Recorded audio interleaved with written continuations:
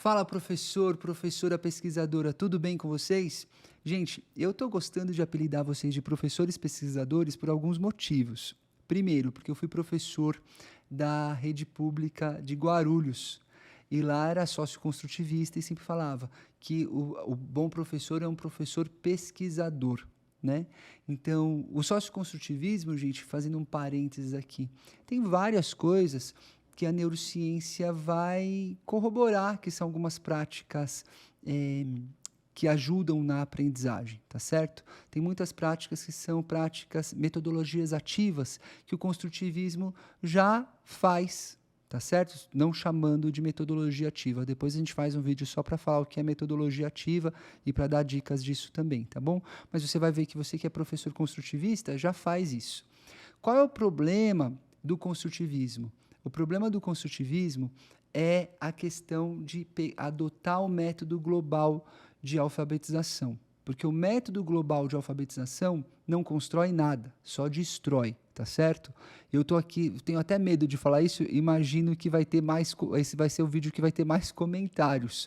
Mas vamos debater educadamente, conversar, pode colocar a sua opinião, que eu explico melhor para você isso. Não dá para ser um professor construtivista e usar o método global de alfabetização. Não dá para ser um professor construtivista e simplesmente alfabetizar nos pressupostos da Anna Teberovsky ou avaliar com base na Emília Ferreiro.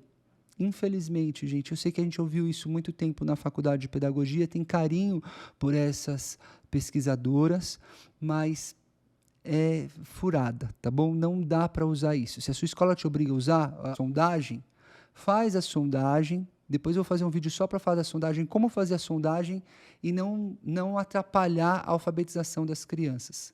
Porque dependendo da forma que você faz a sondagem, aquilo ali pode consolidar o erro. A neurociência fala para você promover uma aprendizagem sem erro. Por quê? Porque tudo que a gente aprende, certo ou errado, faz uma conexão neural. Faz sentido?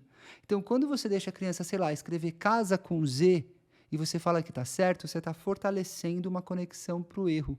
Aí depois isso é mais difícil da criança conseguir criar as hipóteses corretas. Então, se você é construtivista, faz como Vygotsky falava, tá bom? Se você é sócio-construtivista, né?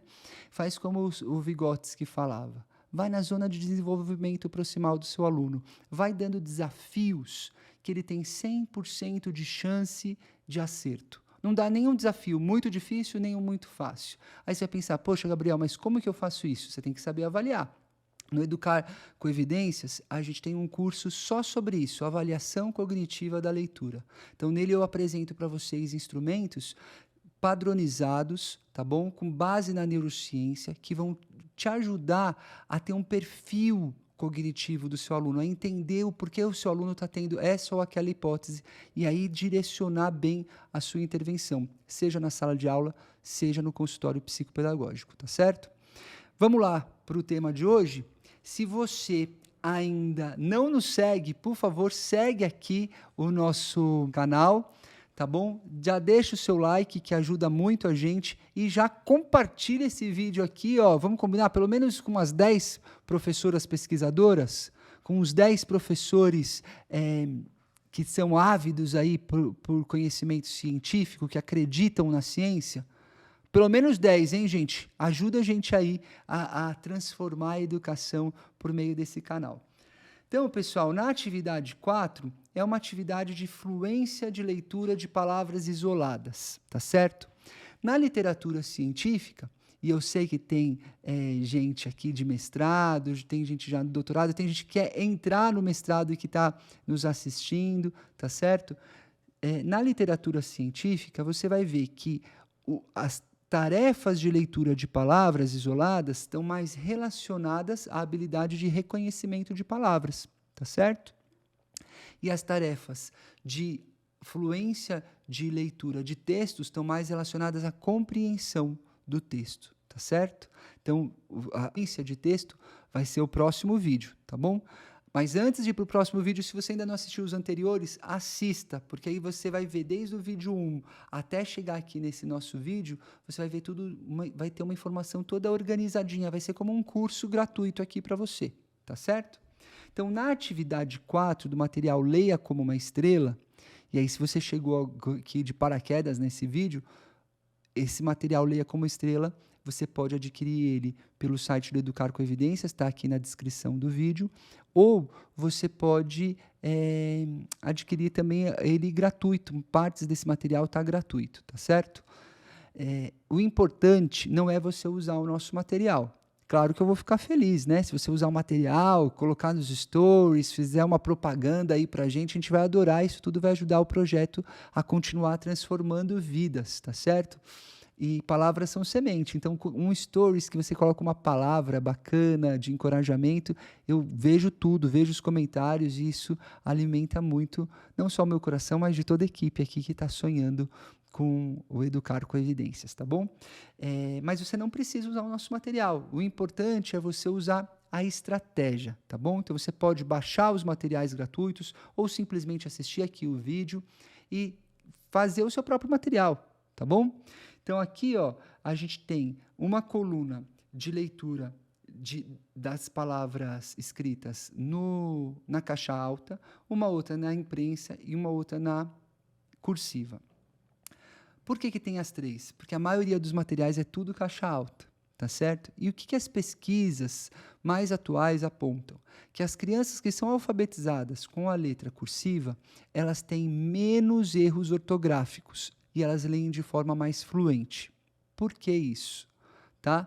Porque a letra cursiva, ela não está uma letrinha ligada já na outra, então ela inconscientemente já está mandando uma informação para o aluno que ela tem que juntar as sílabas. A letra bastão não faz isso, tá certo?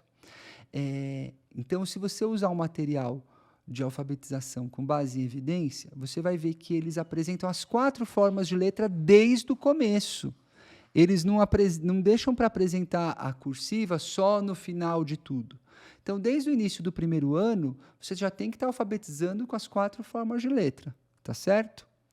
E claro que, bem no início, você vai deixar a criança escrever naquela que ela tem mais facilidade.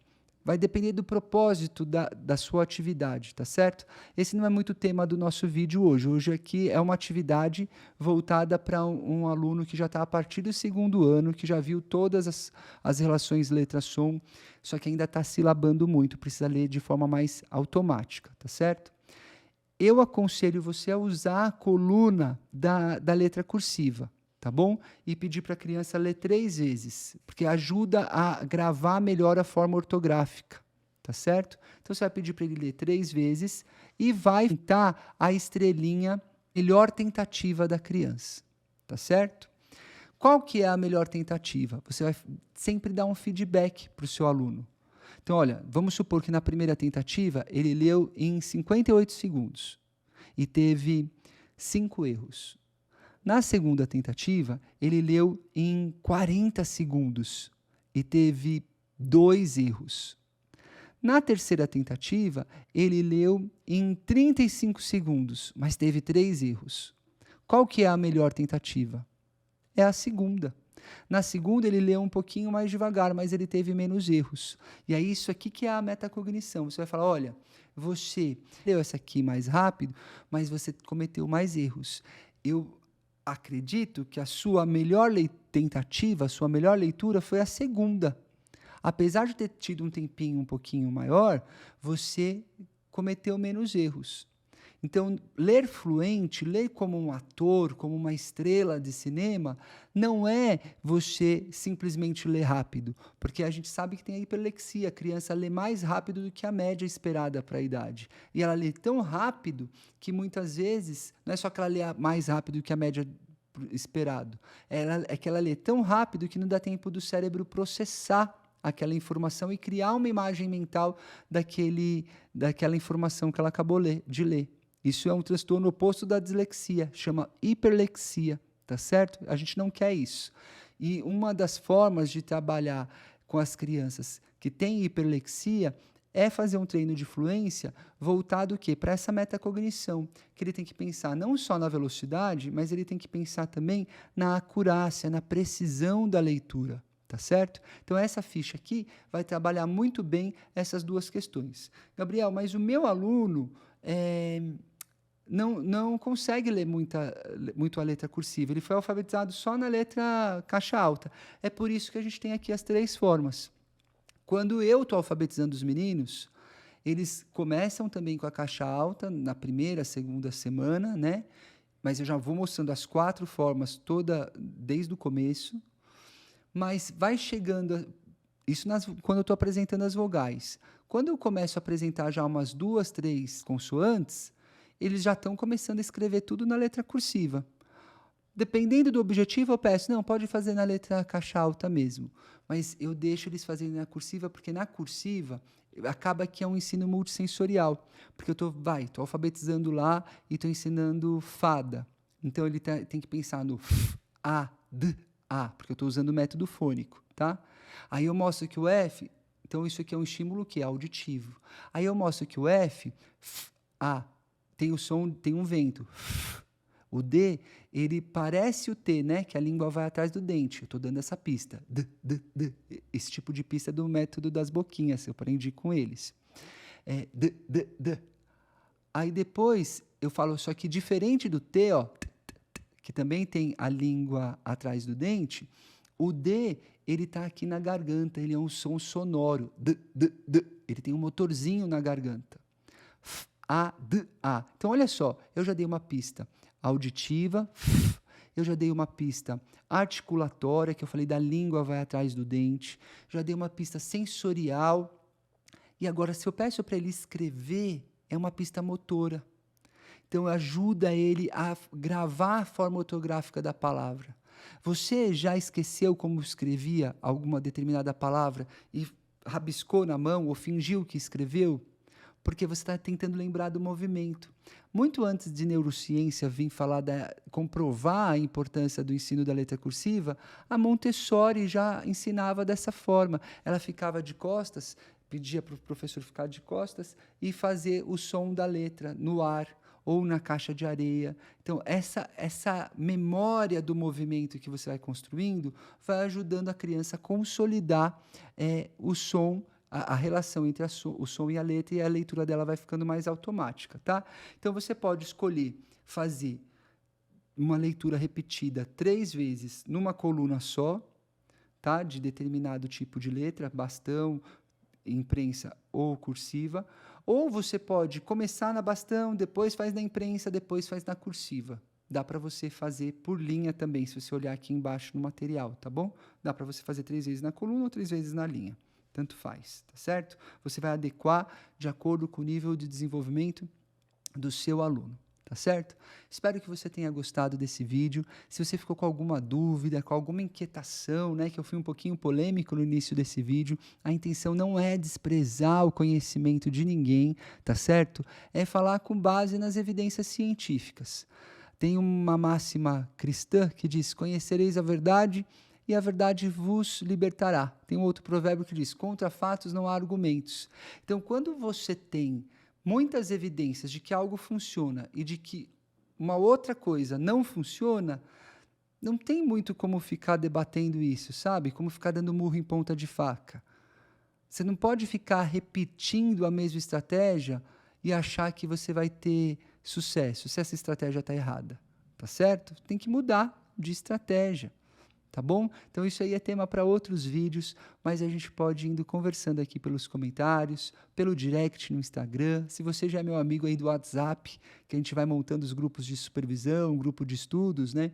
Se você já tem meu WhatsApp e esse vídeo aqui gerou alguma inquietação, alguma dúvida, pode falar comigo, porque a gente está junto nessa missão, gente, de transformar a vida dos nossos alunos, dos nossos pacientes e de pouco em pouco transformar a educação. Tá certo? Um beijo no seu coração e até o próximo vídeo.